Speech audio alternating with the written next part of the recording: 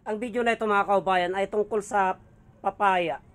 Kung paano po gamitin yung papaya na pampakinis ng balat. Kukuha po ako ng dahon ng papaya, yan po mga kaubayan. No? At ituturo ko po kung paano po gumawa ng parang sabon na pampakinis sa balat mga kaubayan. Kukuha po ako ng dahon ng papaya.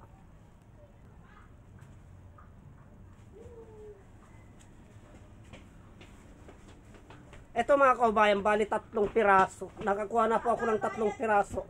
Ngayon kakatasin ko po, ito tara na po sa loob at papasok po ako sa loob mga kaubayan at kakatasin ko po. Bali nandito na ako sa loob mga kaubayan, kakatasin ko po to, ilalagay ko po dito yung katas niya mga kaubayan. Bali ito na mga kaubayan, nakatas ko na po. Ngayon ipapahid ko naman po siya ngayon.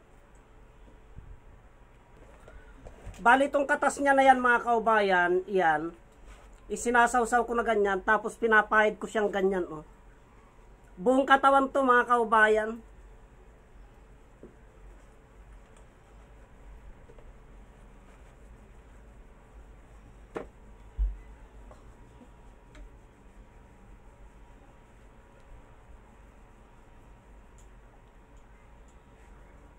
Mga 3 piraso lamang po na dahon.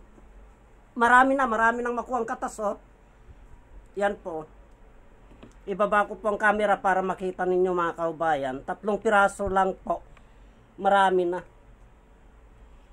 Yan, ang dami ng katas.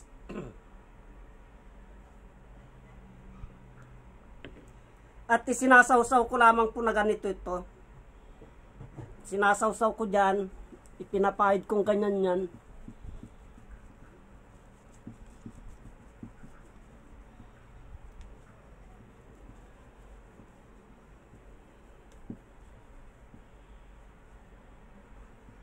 Ganyan lamang pong paggamit nito mga kaubayan.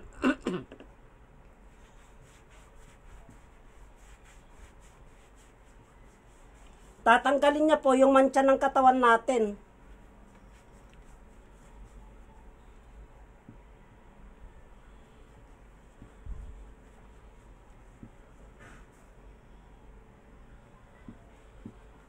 Isasawsaw nyo ng ganun dun sa may katas niya. Sa kanya ipahid ng ipahid.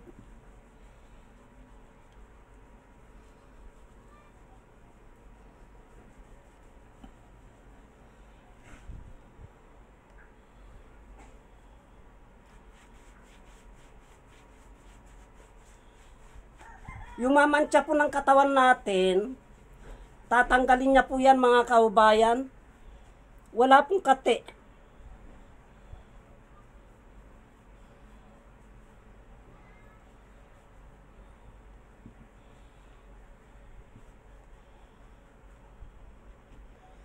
Pagkatapos yung katas niya na yan, yung natitira na yan, yan po, ganito nyo lamang po yan, oh.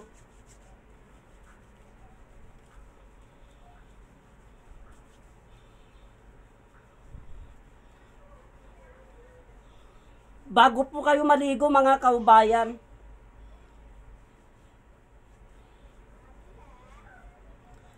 pati sa mga kamay po, yan, oh, kasi maraming katas to eh. Pati sa mga kamay, ganyan po.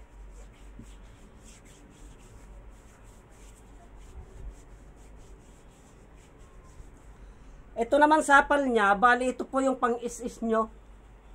Para yung mamantsa, matanggal.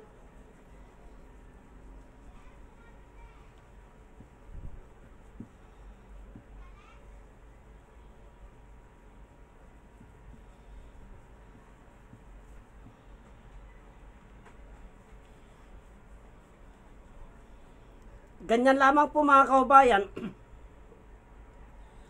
Yung mga katas niya na yan, pwede ninyong iganon yan parang shampoo. Kikinis po yung balat ninyo.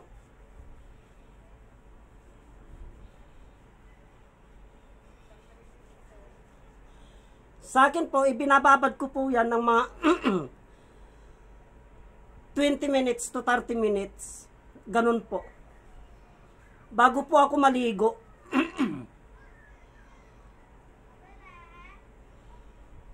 Ganyan lamang po. Ganyan lamang po mga kababayan, simple lamang po ang paggamit ng papaya. Ikuskus nyo lamang po ng ikuskus. Pakishare naman po ang video na ito mga kababayan para malaman ng ating mga kababayan yung mga may problema po sa balat. Marami pong salamat.